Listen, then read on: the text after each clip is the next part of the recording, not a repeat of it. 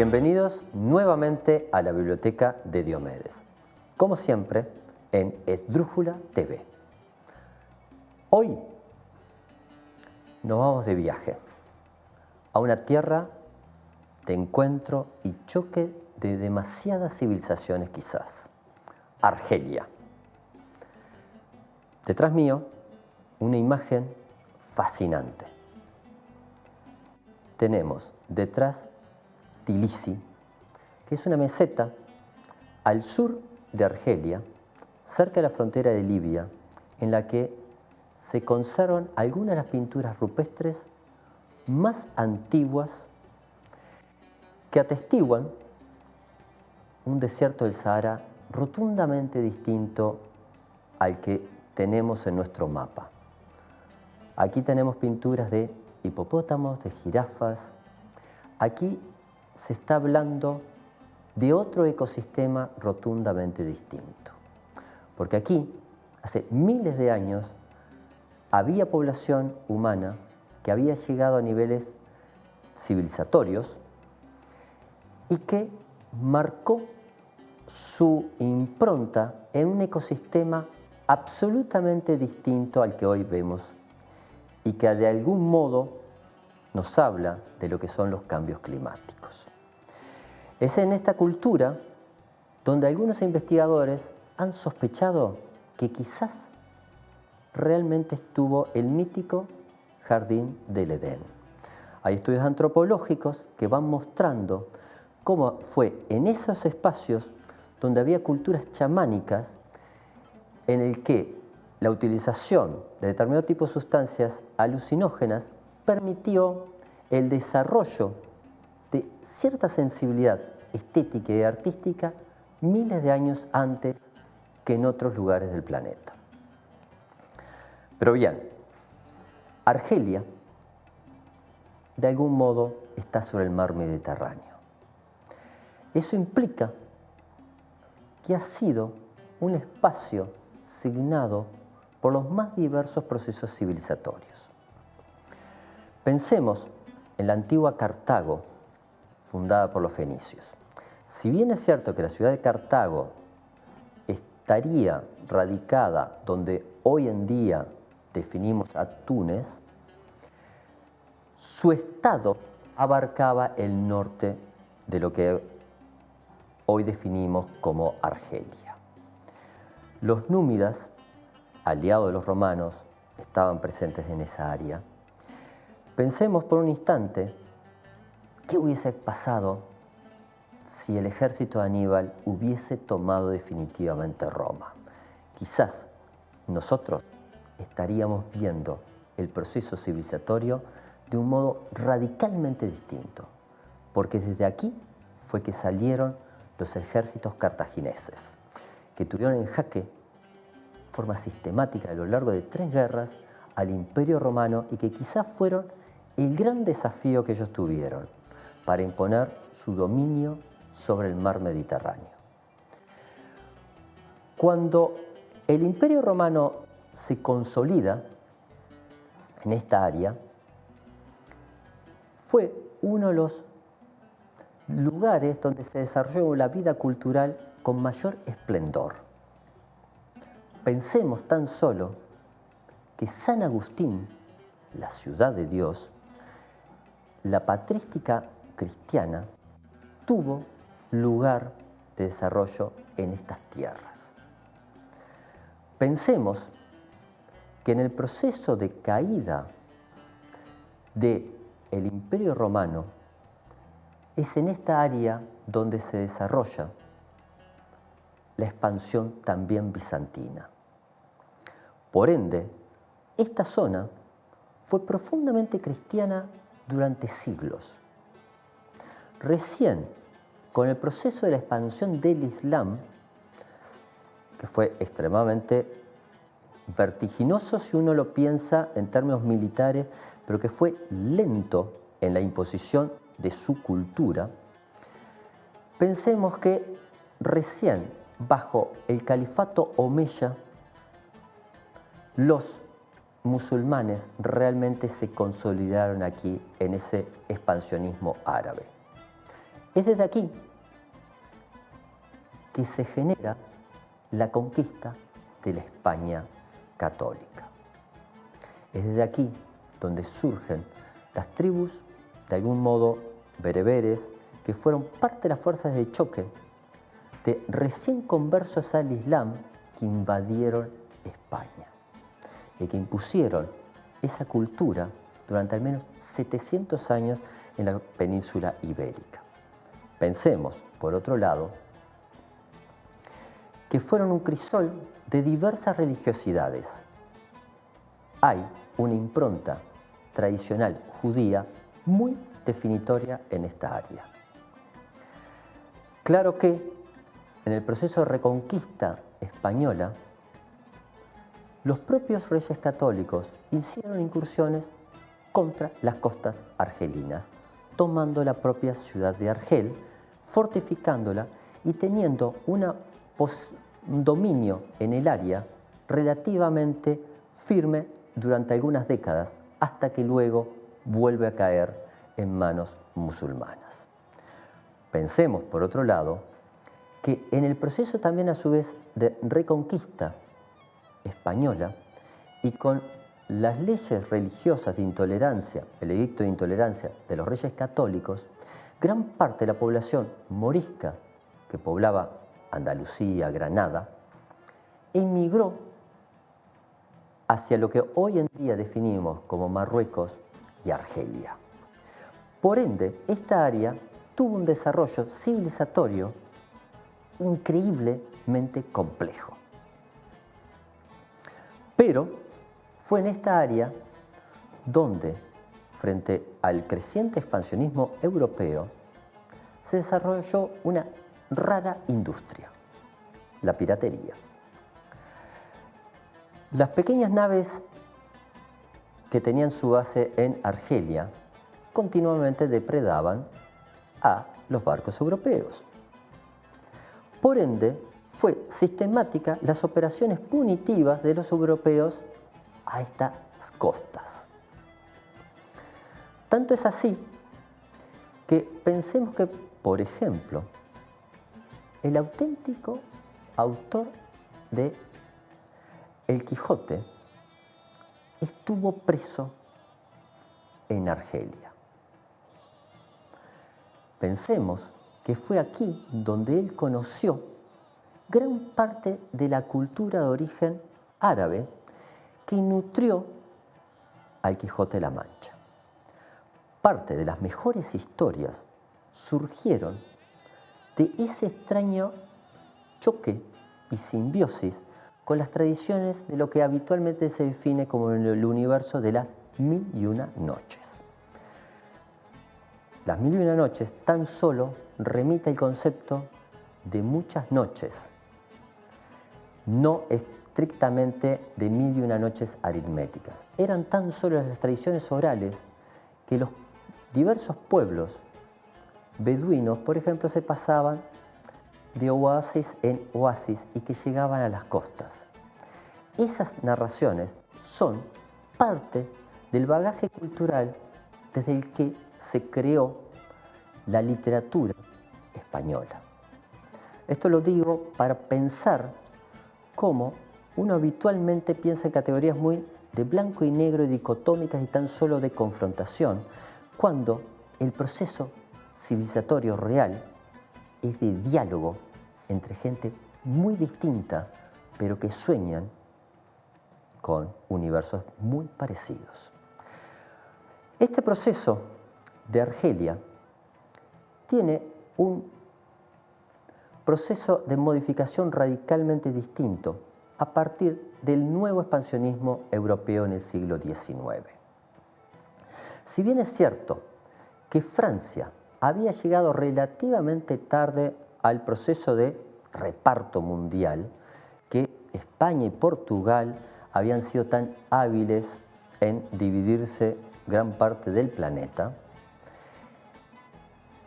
hacen un proceso de expansión a partir de 1830 sobre Argelia. La racionalidad fue que, interesante, había una deuda impaga. ¿Qué mejor forma de cobrarse que arrasar con un reino establecido, con el que había habido pactos de algún modo, negociaciones, diversos contratos durante décadas? Pero Francia necesitaba, según su élite, nuevos mercados y resolver lo que se definía como el problema demográfico. Por ende, acometen la campaña de invadir Argelia. Desde 1830 y durante básicamente 20 años estuvieron tratando de quebrar la resistencia de los pueblos argelinos. Lo lograron. Según las estadísticas, tan solo tuvieron que matar a 800.000 personas. Ese fue el inicio del proceso civilizatorio, según la élite francesa, que se emprendió en esa área. Hubo algunas discusiones muy interesantes desde el punto de vista teórico. Los derechos humanos tan pregonados desde París, ¿realmente incluían a los negros y a los árabes? Bien, la teoría indicaría que en hipótesis sí, pero hubo un montón de hipotéticos intelectuales y funcionarios coloniales que claramente entendieron de que no lo era en forma tan estricta. Por lo tanto, los vejámenes que sufrió la población nativa fueron increíbles. Igual, por la enorme diferencia tecnológica, lograron imponerse. Y esta área pasó a ser, en forma sistemática, el lugar a donde enviar la población sobrante de Francia. Esto va a ser un elemento clave para entender la historia de Argelia. Ejemplo, 1870, Prusia y Francia van a la guerra. Francia pierde Alsacia. Esos ciudadanos franceses en gran parte emigraron no hacia la propia Francia, sino a Argelia, en busca de una vida mejor y de un nuevo camino. Porque Argelia no solamente es el desierto del Sahara, era una de las áreas agrícolas claves del Mediterráneo. Por ende, los mejores viñedos estaban también en Argelia, pero había minas de diversos minerales y había riquezas incalculables. Tanto es así que ese proceso de auténtica colonización, deportando por las buenas o por las malas a gran parte de una población empobrecida francesa, fue definiendo sociológicamente a Argelia. A principios del siglo XX, ya la relación era 1 a 10. Había básicamente 1 millón de franceses o descendientes de franceses viviendo en Argelia, rodeados obviamente de 10 millones de nativos. ¿Cuál era la situación jurídica de todas estas personas? Muy interesante desde el punto de vista jurídico, Francia definía a Argelia como parte de su territorio, ya no como una colonia. Tenía un estatus distinto e hipotéticamente privilegiado en base a que la población francófona era extremadamente importante, al contrario que si pensamos los otros desarrollos coloniales de Francia, desde Indochina hasta las diversas áreas de África, básicamente del sur. Entonces, este proceso fue generando una situación crecientemente problemática en el que, en el próximo bloque, vamos a ver qué es lo que acontece en el proceso de Segunda Guerra Mundial. Muchas gracias. Ya volvemos.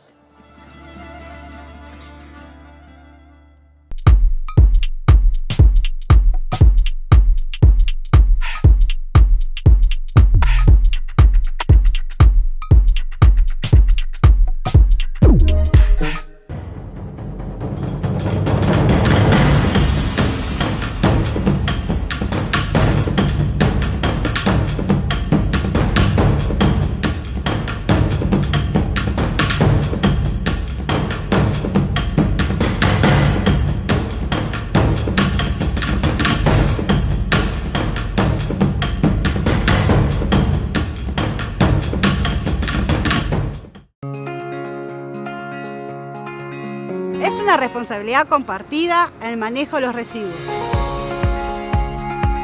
Una nueva experiencia colectiva. Es inclusión y planificación social. Una nueva forma de participación y convivencia. Es un plan ambiental para transformar y valorizar nuestra ciudad.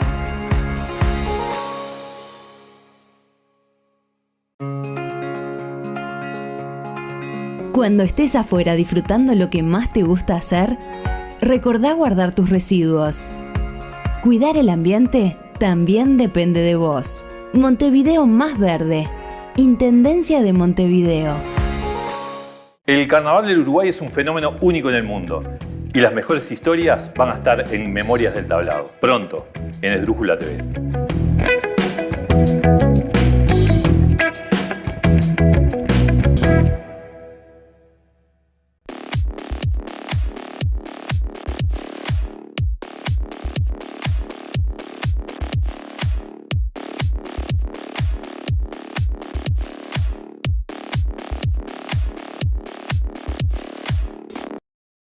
La ONAJPU dice, 250 pesos es absolutamente insuficiente. Absolutamente insuficiente. El ajuste debe ser un aumento y no un adelanto. Y no un adelanto. ONAJPU. La filial Mercosur reconoció mi trabajo como imitador de César Troncoso. Qué increíble. ¿Y eso qué te implica? ¿En qué te mejora la cantidad de trabajo? ¿El quantum de lo que podés percibir como...? En principio levanta mi ego, ¿verdad? Eso que no es menor.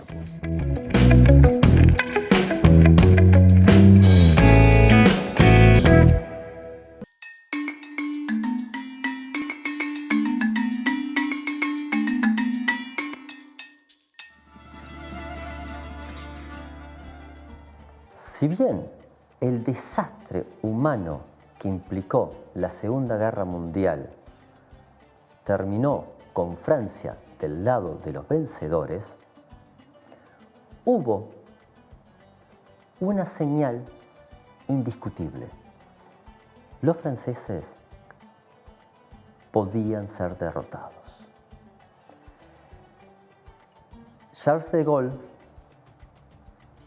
brillante militar francés que de algún modo logró encolumnar la otra Francia, no la de los colaboracionistas, que eran realmente legión,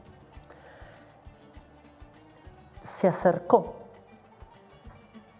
al territorio preferido de los franceses, que era Argelia, para de algún modo hacer promesas que fueron claramente mal interpretadas. Los colonos franceses entendieron que había un militar que iba a asegurar el dominio francés para siempre. Los argelinos entendieron que había llegado la hora de la libertad. Pero el muy complejo fenómeno de la descolonización estuvo atravesado por múltiples conflictos.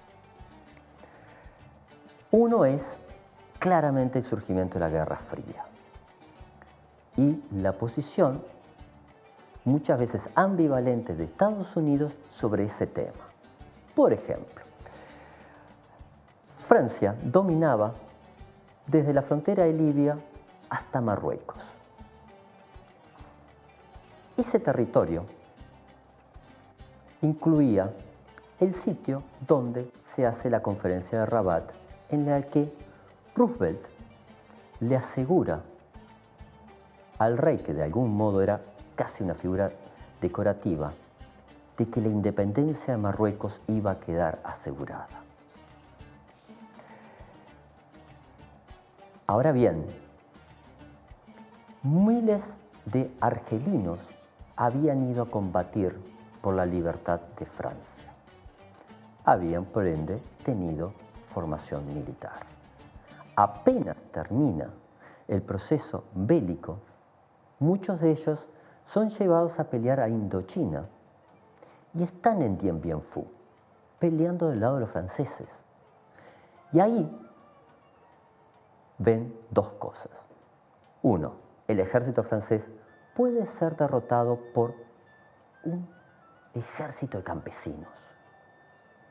Unos campesinos que son demasiado parecidos a los propios argelinos. Y la segunda gran enseñanza es que quizás haya una clara certeza de libertad para el pueblo argelino si copiamos algunas de las estrategias que utilizó el Vietcong.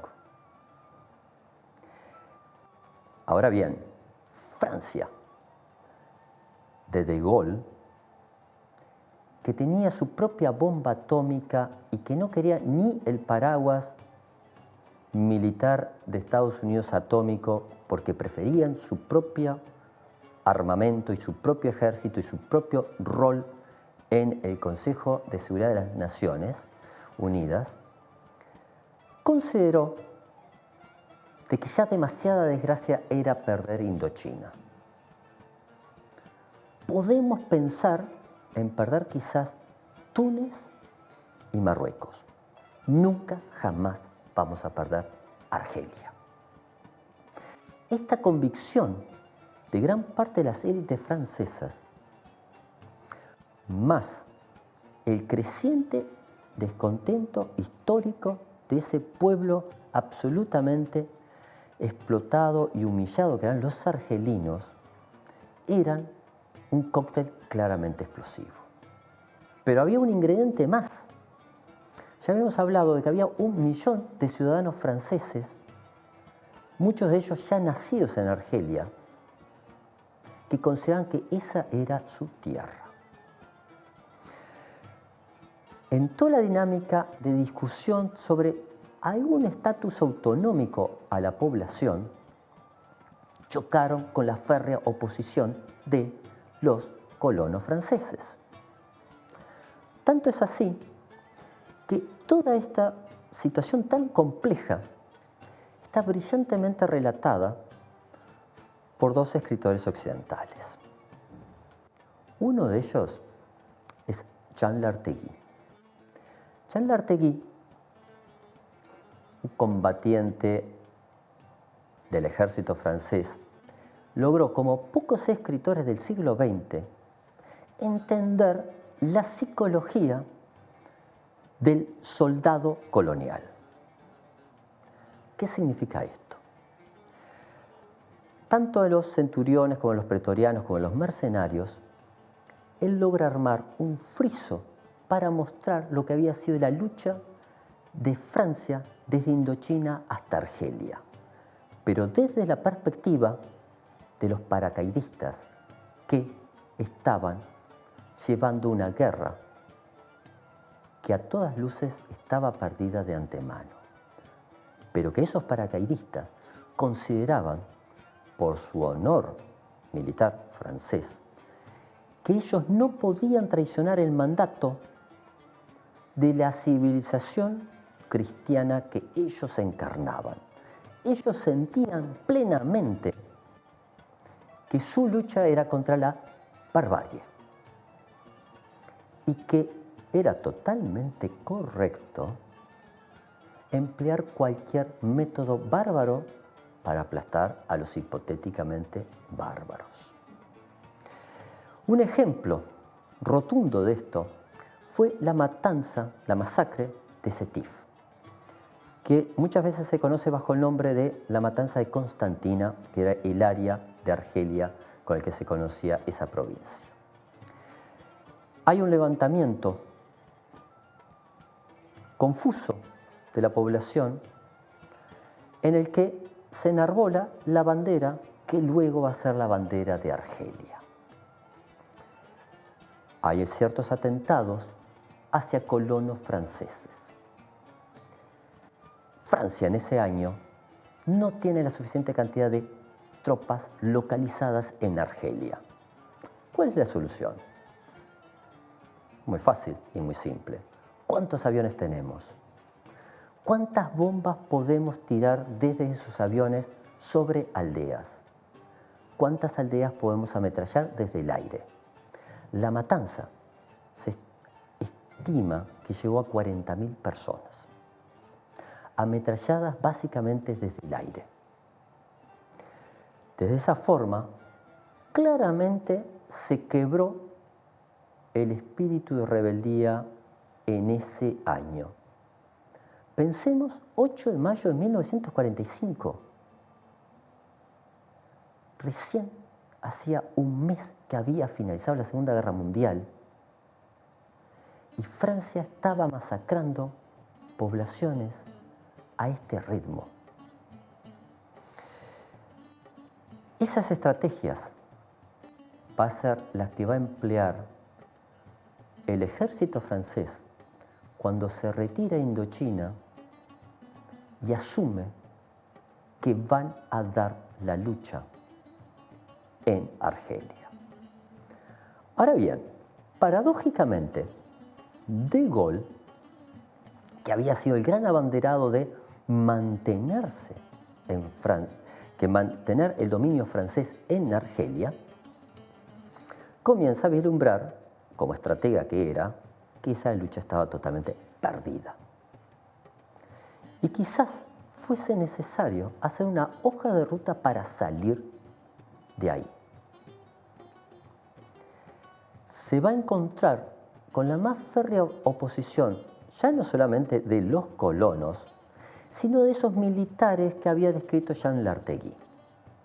Esto lo podemos leer de una forma novelada en El Día del Chacal de nada más ni nada menos que Frank Forsyth, en el que el atentado a De Gaulle está pensado por círculos cercanos a la OAS, que era la organización paramilitar que hacía los operativos de hipotético escarmiento a la población argelina, pero que básicamente eran escuadrones de la muerte. Quizás estemos acercándonos a una pesadilla que nosotros la vivimos.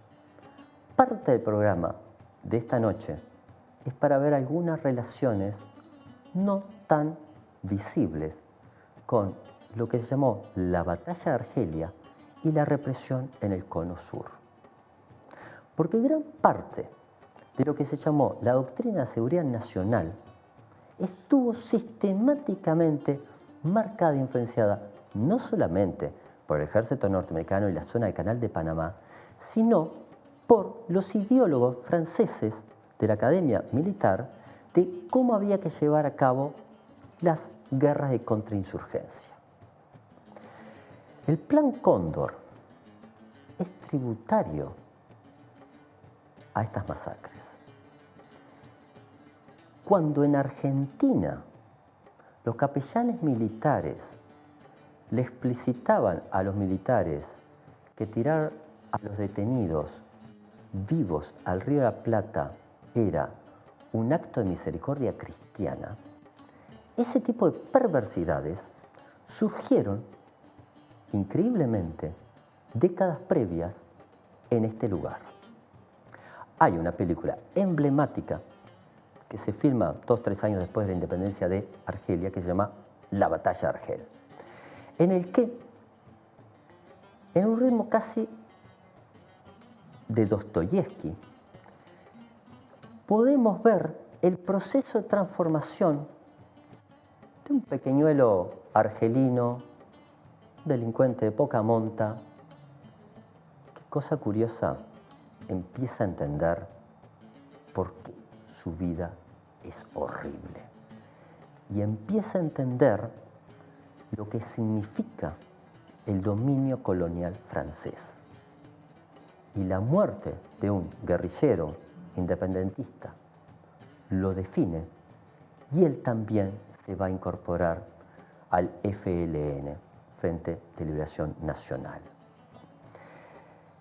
Aquí, en esta película, queda muy claro cómo fue que operaron los famosos paracaidistas franceses, herederos de una larga tradición que ya había tenido Francia en el siglo XIX, desde el siglo XIX, que era la famosa Legión extranjera, en el que cualquier delincuente, prófugo, podía enrolarse en esa legión y nadie le iba a preguntar su pasado criminal. Tan solo era necesario que supiese matar poblaciones civiles. Este es el contexto en el que podemos empezar a acercarnos a todo el proceso tan complejo, contradictorio, violento y pavoroso que fue la Guerra de Argelia. Y esto ya retornamos en breves instantes. Muchísimas gracias.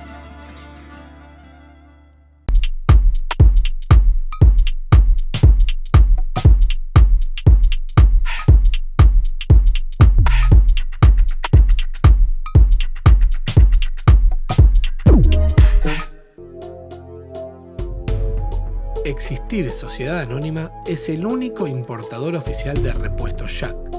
Trabaja tranquilo con repuestos originales y visítanos en nuestra nueva planta de la Ruta 1, kilómetro 28500.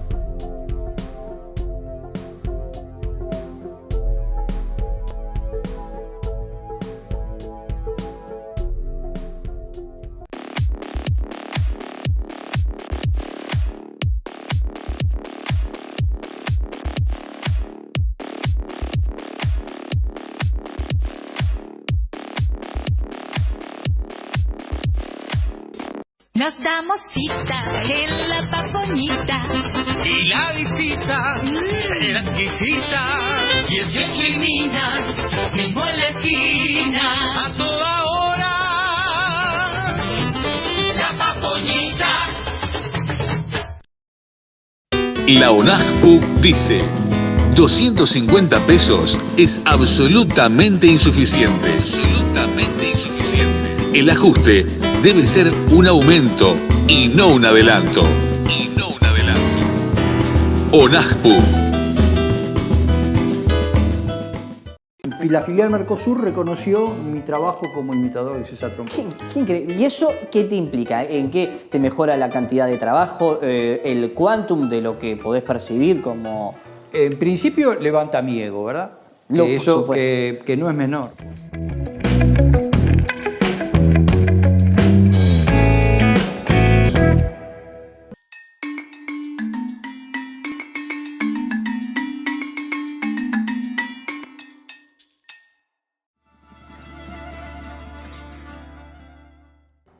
Pocos rostros pueden sintetizar tan bien las contradicciones que encierra la sociedad argelina como Camus.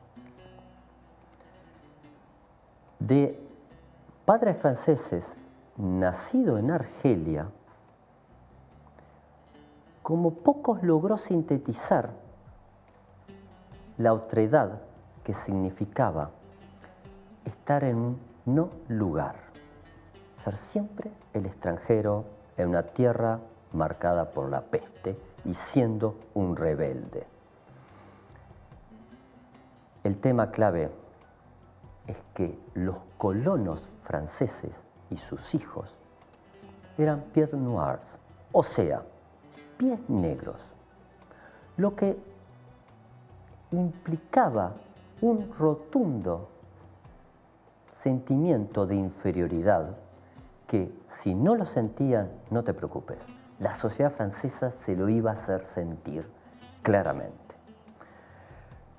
Camus, como pocos, logró definir que era muy difícil marcar una categoría de el bien y el mal en este conflicto. ¿Por qué? Por supuesto que estaba en contra del colonialismo francés, pero intuía que no era tan simple la salida de Francia. Había cientos de miles de franceses que no iban a tener lugar en ningún lugar. Iban a ser ciudadanos de segunda categoría como siempre lo habían sido. Y eso es también parte de la situación. Muchas veces es fácil ver el compromiso de Sartre haciendo el prólogo a Los condenados de la tierra de Frantz Fanon. Claro que para Sartre era mucho más fácil porque él vivía en la Rive Gauche del Sena y la vida cotidiana de esos colonos franceses que muchas veces estaban sufriendo atentados del FLN u otra organización independentista no estaba en su mapa. De la misma forma que desde Francia era muy difícil ver para Sartre las reales implicancias de los campos de concentración estalinistas. Camus es la persona, junto con Merleau-Ponty, que de algún modo logran entender cómo realmente se estaba definiendo civilización o barbarie y cómo lo humano estaba siendo aplastado en Argelia. Camus fue claramente incomprendido en su tiempo. En la polémica en la revista Los Tiempos Modernos, que el propio Sartre dirigía, básicamente es tachado de ingenuo, de alguien que no entendía cuáles eran los grandes temas del siglo XX. Cuando pasan las décadas, es clave comenzar a acercarnos otra vez a Camus, porque es uno realmente de los escritores que realmente logró sintetizar el drama de vivir en este siglo tan violento como fue el siglo XX. Ahora bien, hace pocos instantes estaba detrás mío la imagen de Frantz Fanon. Él había nacido en el Caribe. Él logró salir de esa colonia francesa y recibirse de médico y estudiar psiquiatría. Viajar a París. Era negro, era de una colonia. No hay lugar para él en un hospital de París. Lo mandaron, obviamente, a un lugar donde no había ni médicos ni psiquiatras. Argelia. Es una de las personas que logró darle voz a los condenados. Es una de las personas que realmente en el siglo XX dejó claro la perversidad del colonialismo. Pero aún más, desde el punto de vista científico, que yo sepa, fue la primera persona que logró mapear los efectos de la tortura. No los visibles, sino los efectos en la familia del torturado. Pero mucho más interesante, ver qué pasaba en el entramado familiar del torturador. Al final de Los condenados de la tierra, uno puede empezar a hojear las entrevistas que él hizo sobre ese campo, en el que esta pesadilla que nosotros también vivimos décadas posteriores quedan patentes en toda su flagrancia.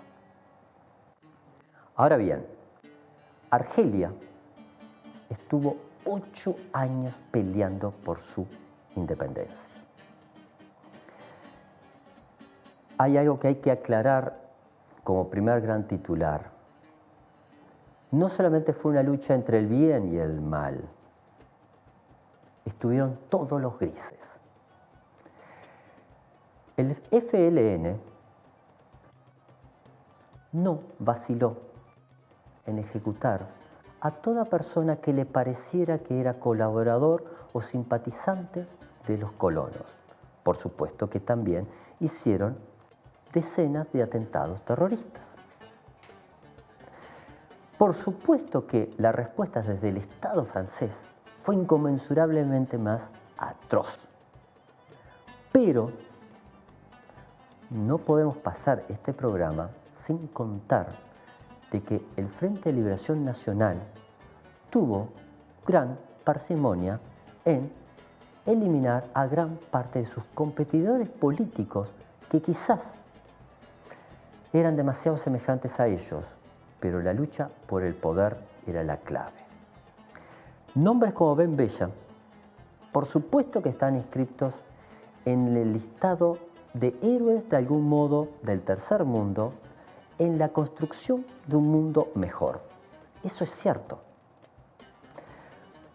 Pero también hay que contar que estas luchas fueron de una crueldad increíble. También hay que cuantificarlas.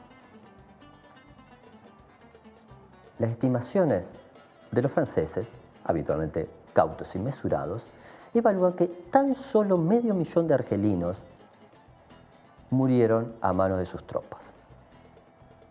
500.000 de personas, según los propios franceses. Los argelinos la estiman básicamente en 1.000.000 de personas. Los franceses dicen que no, están sacando mal la cuenta, porque también están incluyendo muchos de los que ejecutaron por ser hipotéticamente colaboracionistas. En esas notas de humor negro que tiene muchas veces la historia, Francia, gran adalid de los derechos humanos, es uno de los países que sistemáticamente ha denunciado el genocidio armenio, perpetrado por las autoridades otomanas que dieron lugar a la República Turca. Turquía, que obviamente hasta el día de hoy no piensa reconocer ese espanto, ese horror y esa perversidad que fue el Holocausto armenio, ha contraatacado diplomáticamente planteando de por qué Francia no reconoce el genocidio que realizó en Argelia. De hecho, muy pocos líderes franceses han siquiera reconocido las atrocidades que realizaron. Detrás mío tengo una imagen icónica en la que podemos ver a Nasser, a el rey de Marruecos, Hassan, y a Ben Bella. Esta imagen encierra también una cierta concepción de lo que fue el movimiento de los no alineados y de lo que fue en algún momento el panarabismo, en el que uno de los elementos claves fue armar estados en el que el Islam estuviese de algún modo acotado. Todos ellos eran musulmanes, pero básicamente con una concepción bastante laica, por decirlo de una forma, bastante bayista, si se pudiese decir de algún modo, pero el hecho concreto es que en el proceso de construcción de estados nacionales modernos no iba a haber lugar para la Sharia. Por ende, Argelia, que era un país que cuando se van los franceses, tan solo el 10% de la población sabía leer y escribir, comenzó un plan muy en la línea de la fórmula clásica socialista de modernización. Ese proceso de modernización tuvo demasiadas sombras con algunas luces. Claramente salieron del yugo colonialista, de algún modo la renta petrolífera fue abocada a tratar de armar un país con ciertas industrias livianas y un proceso de modernización social. Ben Bella es depuesto al poco tiempo, siendo acusado de ser un autócrata, por Boumediene. en el que, de algún modo, comienza a configurar un nuevo factor de poder explicativo de la sociedad argelina. Era un general y hasta el día de hoy, pasaron prácticamente 4 décadas, Argelia ha estado sistemáticamente en un régimen signado por la presencia militar. Esto es un elemento clave porque, aparte de la definición rotunda y clara de que es una dictadura, no todo el mundo sale corriendo a denunciar dicha dictadura por una razón muy simple. Porque la marea islámica, de la que tantos países han sido víctimas, también llegó a Argelia. Y gran parte de esos esfuerzos de ese ejército por mantener un Estado, con muchas comillas, básicamente laico para lo que es la comparación de los países árabes, ha sido un esfuerzo que la mayor parte de la comunidad internacional ha dejado en el stand-by. Por ende, Argelia logra resumir gran parte de las contradicciones que hoy vemos sobre el mundo islámico. Una herencia colonial pavorosa y la pulsión entre construir sociedades modernas y sociedades que pueden caer en el fundamentalismo religioso de la peor laya. Como siempre, todo esto es una enorme advertencia de que lo que nos puede salvar es marcos culturales amplios. Tratar de ver cómo la cultura nos hermana con todos y cómo realidades que parecen en primera instancia muy alejadas son extremadamente cercanas. Por ende, como siempre, cultos para ser libres, libres para luchar. Muchísimas gracias por estar una vez más.